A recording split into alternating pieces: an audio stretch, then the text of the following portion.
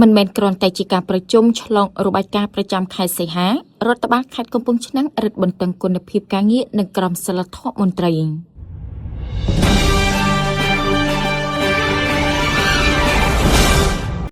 រដ្ឋទិន្នន័យនិងលទ្ធផលការងារប្រចាំខែសីហាឆ្នាំ2026របស់រដ្ឋបាលខេត្តកំពង់ឆ្នាំងត្រូវបានយកមកពិនិត្យនិងដកខាត់យ៉ាងល្អិតល្អន់មុននឹងឈានទៅដល់ការអនុម័តផ្លូវការដើម្បីធានាថារាល់សកម្មភាពទាំងអស់ពិតជាបម្រើប្រយោជន៍ជូនប្រជាពលរដ្ឋប្រកបដោយប្រសិទ្ធភាពក្នុងកិច្ចប្រជុំត្រួតពិនិត្យសេចក្តីព្រាងរបាយការណ៍នាថ្ងៃទី25ខែសីហាឆ្នាំ